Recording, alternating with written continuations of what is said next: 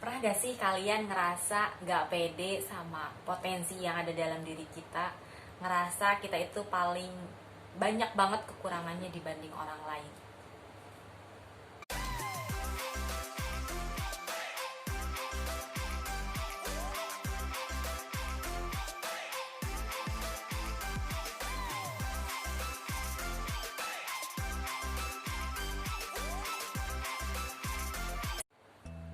Halo, assalamualaikum, welcome back to my YouTube channel Reni Warlina. Oke guys, di video kali ini aku mau sharing ke kalian terkait tips menguatkan kepercayaan diri. Pernah gak sih kalian ngerasa kalau diri kita ini ya, kalau aku pribadi gitu sempat ngerasa gak pede saat ngobrol ataupun sharing kepada orang lain, karena ngerasa kita itu paling rendah banget gitu, kita tuh gak punya potensi ataupun gak punya kelebihan dibandingkan orang lain. Nah, di sini aku mau sharing ke kalian, bagi kalian yang masih kurang pede terhadap segala sesuatu hal gitu, baik itu pada saat berbicara di depan umum, baik itu saat berbagi ilmu, berbagi sharing, diskusi dan lain-lainnya. Jadi ngerasa masih nggak pede gitu loh. Nah, di sini aku mau sharing ke kalian tips untuk mengatasi atau untuk menguatkan kepercayaan diri kalian. Hal yang pertama yang harus teman-teman lakukan adalah senantiasa selalu berpikiran positif. Ya, ini penting banget teman-teman, karena dengan kita memiliki memiliki pikiran yang jernih, memiliki pikiran yang positif. Maksudnya pikiran yang positif di sini adalah bayangkan saja tujuan-tujuan kalian, tujuan-tujuan ataupun pencapaian-pencapaian kalian yang berhasil. Bayangkan kesuksesan orang lain. Nah, itu sering-sering jadi menambah pikiran-pikiran yang positif dalam diri kita.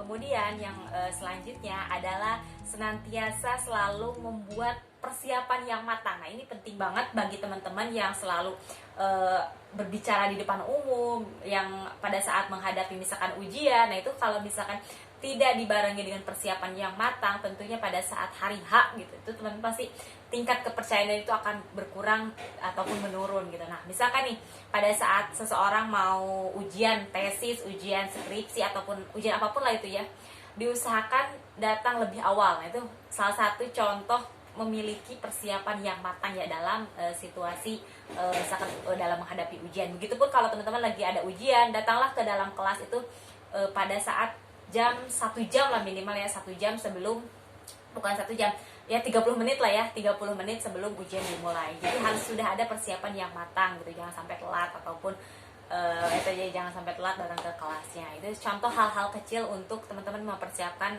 persiapan yang sangat matang.